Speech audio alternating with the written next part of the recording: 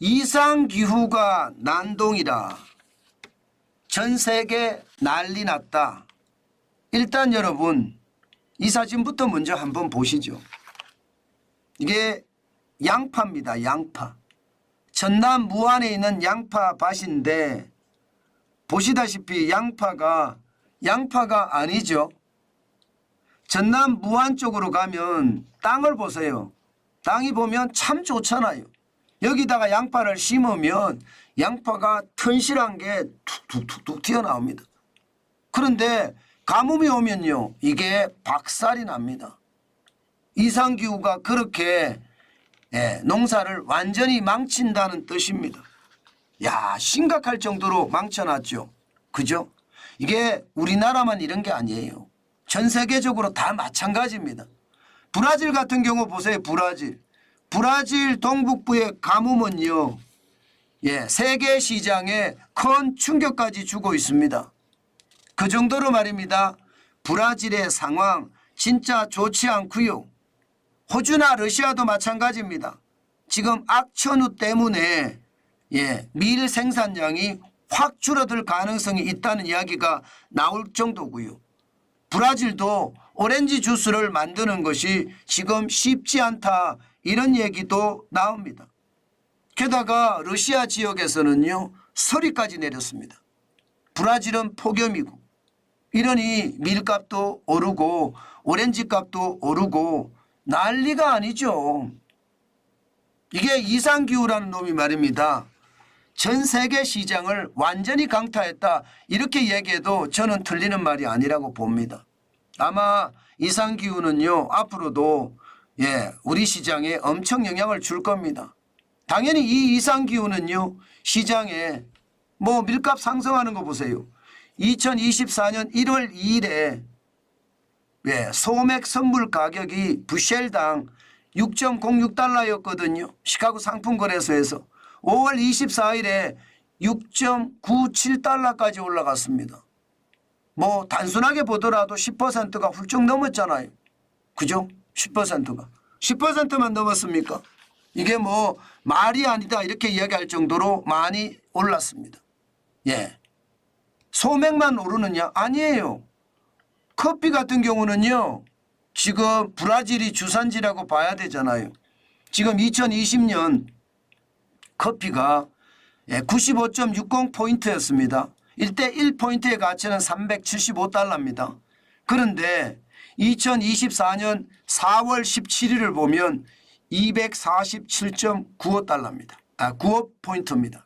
엄청나게 올라갔죠. 지금 내려갔다고 하지만 218.25포인트예요. 결국은 말입니다. 이상기후 자체가 지금 밀값도 올리고 커피값도 올리고 옥수수값도 올리고요. 다 올린다는 뜻이에요. 오렌지값까지. 야, 이렇게 되면 여러분, 이상기후가 결국은 곡물의 가격을 올릴 수밖에 없거든요. 세계 식량 가격 지수도 보고 있으면 여러분, 지금 떨어진다 하더니 2024년에 들어와서는요, 2월에 117.3까지 떨어졌다가 3월에는 118.8, 4월에는 119.1 올라가고 있습니다. 세계 식량 가격 지수가 과거처럼 2020년 3분기에 159.7까지는 아니지만 지금 다시 또 세계 식량 가격 지수가 올라간다는 것을 보니까 이게 물가가 내려가기가 참 쉽지 않겠구나, 그 생각이 절로 듭니다.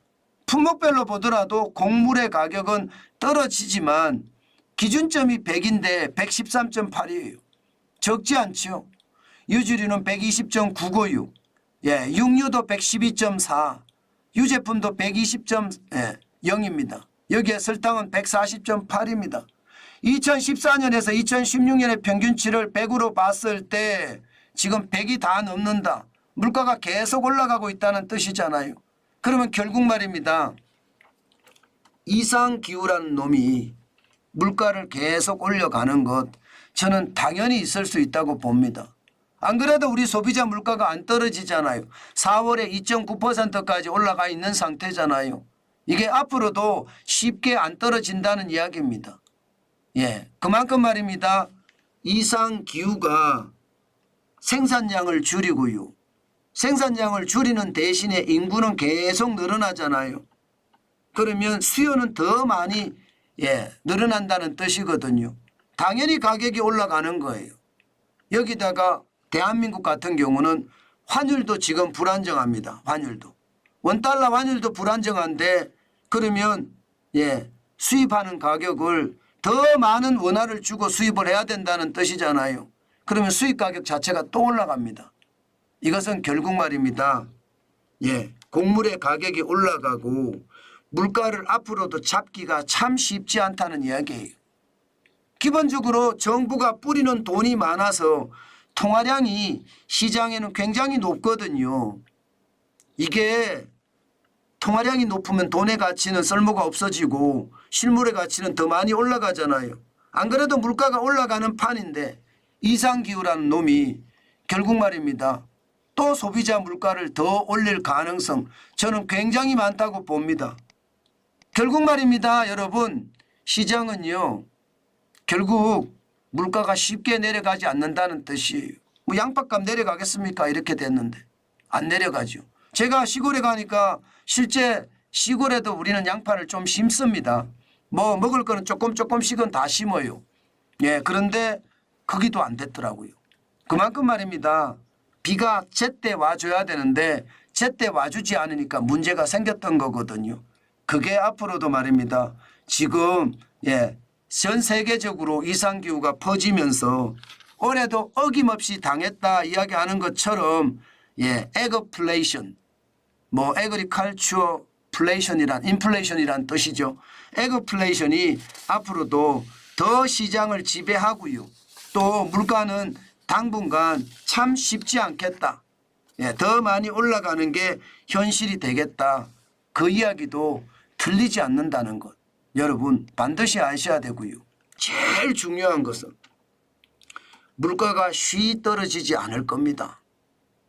다양한 요소 때문에 물가가 안 떨어지는데 그중에 대표적인 게 사실은 통화량이 계속 늘어나는 거거든요. 여기에다가 세계 이상기후가 분명히 영향을 주고 있고요. 여기에 환율까지도 영향을 준다. 그것이 말입니다. 우리 서민 생활의 물가에는 결국 영향을 받을 수밖에 없겠다. 그렇게 생각을 합니다. 물가가 쉽게 제가 안 떨어진다고 말씀을 드렸는데 그게 현실이라는 뜻입니다.